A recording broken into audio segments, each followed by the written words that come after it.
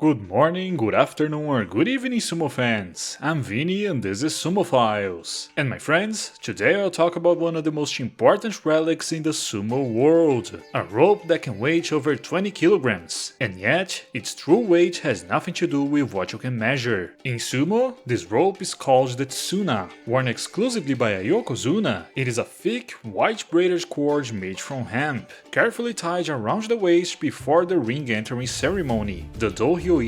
But despite its imposing presence, the Tsuna is never worn in an actual match. It exists for a completely different purpose. To understand why, you have to look beyond sumo itself and into the roots of Shinto. In this religion, sacred ropes known as shimenawa are used to mark the boundary between the ordinary world and the realm of the divine. They are placed around shrines, trees, rocks, anything believed to house or attract the presence of a kami, which are spirits, deities, or sacred energies worshipped in Shinto. These ropes are not just symbolic, they define a space as pure, protected, and spiritually significant. But the origin of this idea goes even deeper. According to Shinto mythology, the sun goddess Amaterasu once hid herself in a cave after a conflict with her brother, plunging the world into darkness. The other deities desperately tried to lure her out, and when she finally stepped outside, a sacred rope was stretched across the entrance of the cave, creating a boundary that prevented her from returning inside. That rope marked the line between darkness and light, between chaos and order, and from that moment on, it became a symbol of separation and protection. This is the spiritual foundation behind the shimenawa, and by extension, the Tsuna itself. More specifically, the Tsuna is a form of shimenawa worn on the body, which transforms the Yokozuna into something more than just a wrestler. In that moment, he becomes what is known as Yorishiro, a vessel capable of housing a divine presence, a living boundary between the sacred and the human. Hanging from the front of the Tsuna are 5 white zigzag paper stripes known as shide. These are traditionally associated with lightning, a powerful symbol in Shinto that represents the presence of the divine. Just like the ropes seen at the entrance of shrines, they serve to purify the space and ward off evil spirits, reinforcing the idea that the dohyo itself is sacred ground. But the Tsuna is not something that simply appears. Its creation is a process known as Tsunauchi, a demanding and highly ritualized craft carried out by the Yokozuna's stablemates. Before the rope can even be braided, the hemp must go through asamomi, a preparation stage where it's kneaded with rice bran until it becomes soft, flexible,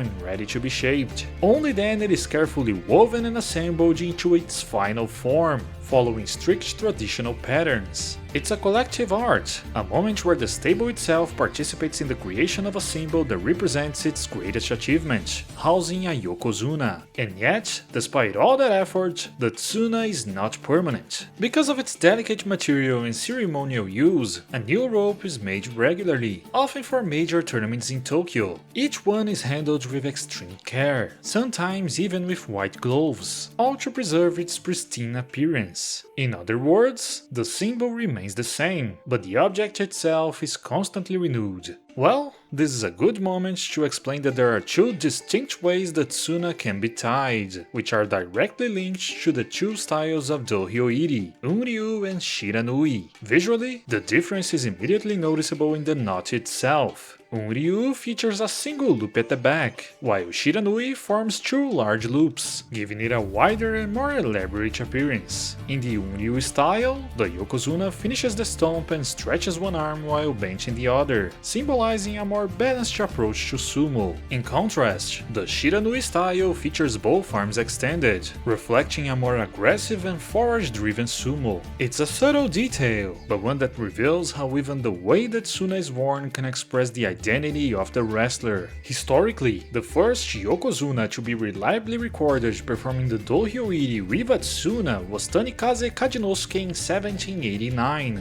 Although he received the rope alongside Yokozuna Onogawa Kisaburo, Tanikaze was the first to perform the dohyō-iri, as he was the first of them to be promoted by the Yoshida family, the leading organizer of professional sumo at the time. Also, it's important to mention that when a Yokozuna's career finally comes to an end, And the Tsuna does not simply disappear. Some are kept as personal mementos. Others are donated to Shinto shrines, returning to the very spiritual context that gave them meaning in the first place. And in some cases, they are preserved in museums, becoming historical artifacts of a legacy that very few have ever achieved. What's interesting about the retirement in particular is that there's a special moment where the Tsuna can be worn again, just with a different appearance. When a former Yokozuna reaches the age of 60, he may perform a special Kanreki dohyō-iri, wearing a red version of the rope instead of the traditional white, which represents vitality, protection against evil, and divine power. In Japanese culture, turning 60 represents a full cycle of life, a rebirth, and so the rope that once symbolized peak performance becomes a symbol of renewal. And maybe that's what the Tsuna was always meant to represent. Not just power, not just status, but a cycle. From the moment a Yokozuna first wears it as a symbol of ascension, to the day he wears again in red,